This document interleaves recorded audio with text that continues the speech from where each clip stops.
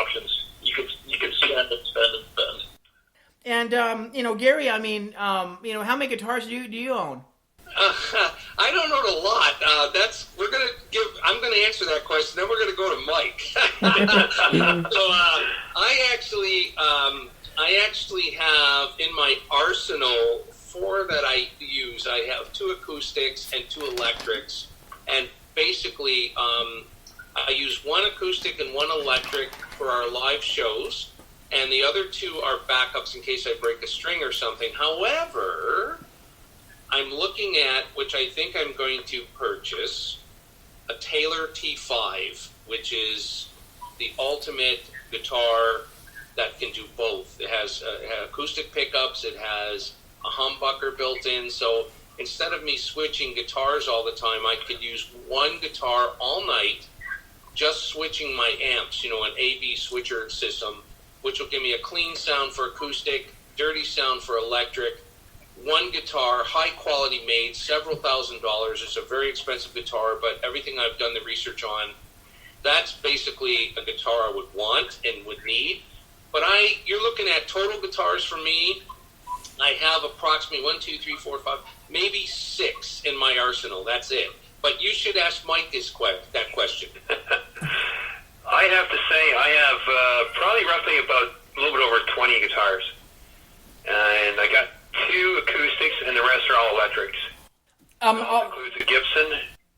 Sorry, go ahead, Mark. No. Yeah, you're about to answer my question anyway. Go ahead. Yeah, well, basically, I have, I think, 3 Gibsons. I got a Les Paul Standard. I got a Deluxe. I got a Fender Strat, which is like the 50th anniversary version, which is it's an upgraded standard Strat.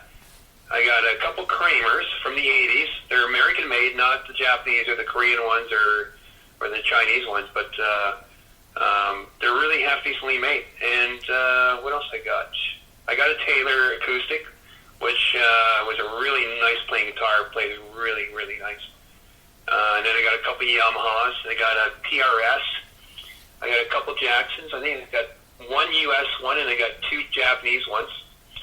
And then I have about 8 to 10 different amp heads, from Marshall to Mesa Boogie. I have a Camper, which is like an electronic version of an amp head. And I got various other gear too. Now, quite a bit. Yeah. Now that leads me to another question I love to ask musicians, and it seems like it's something that's that doesn't happen, that often nowadays, but it used to happen a lot back in the day. Do you guys name your guitars at all? No, I just call them the Jackson or the Fender or the Gibson. I just use the company name. That's about it. Yeah. What about you, Gary? No, I don't. I just say, hand me that $200 guitar with the scratches in the crack and the bad frets. That's basically what I do. Or the red one or the white one or whatever, right? Yeah. I don't know anybody that's really has a name for their guitars. What about yourself, Mark? Have you experienced other musicians that have names for guitars? Well, it's the weird thing is, like I said, the trend's not to do it, just because they go through a lot of guitars on their own. One person I talked to said it would be an interesting idea, just so if you do have to change during a set, you can say, "Oh, give me Dolores," or give me Jenny or something like that.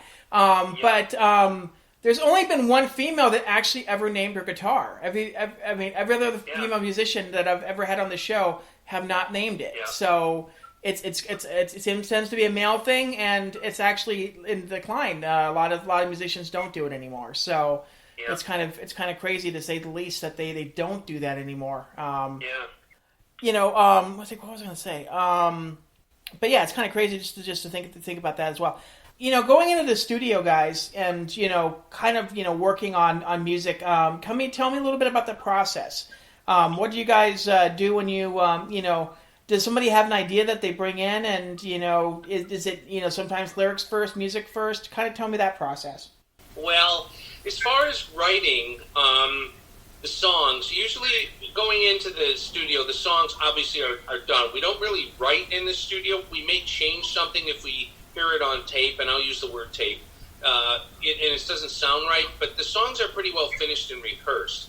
So the first thing, usually when we get in the studio after setup and all that, we get a pizza, and we sit around and eat a little bit, and then as we said, it's basically David starting to do all his drum tracks first. After Mike could spend several hours, if not a day or so, getting a good drum sound, miking technique, room ambience, setup, placement.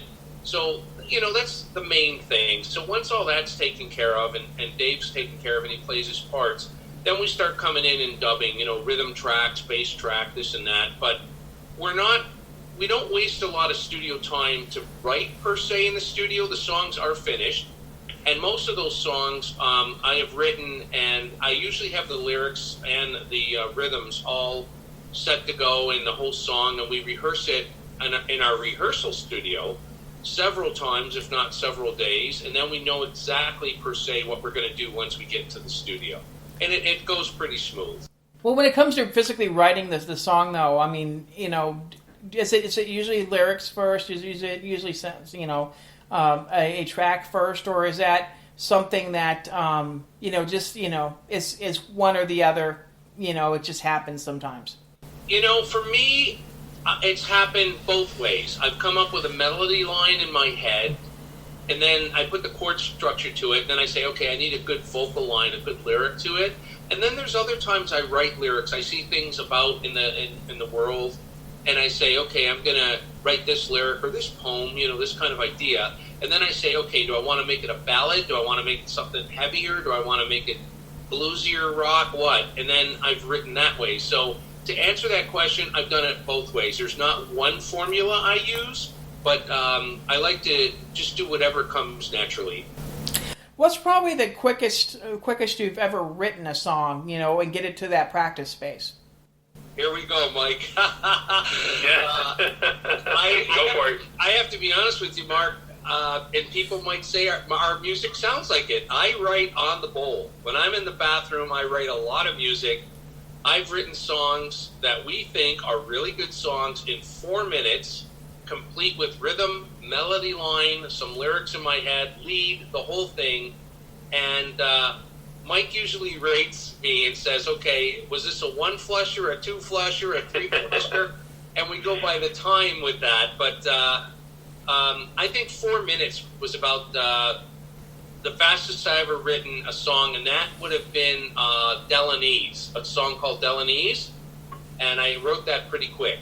Yeah, that, my friend, is a record, because I think the shortest I've ever heard is 10 minutes. So 10 minutes, I could write a wow. song. Yeah.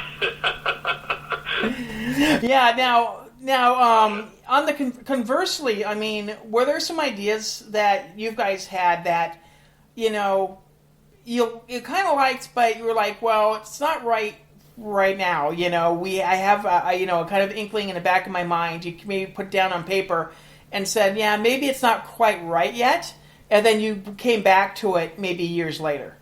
Have we ever done that? Yes. For me personally, I could say yes. I have at least 40, 50, 60 more songs that the band has not even heard yet. And quite frankly, over the last year, I've pulled out some stuff that I started to write. In fact, David has a song that he wrote, and he penned some lyrics, and I put some music to it. And it was finished, but not quite 100% finished.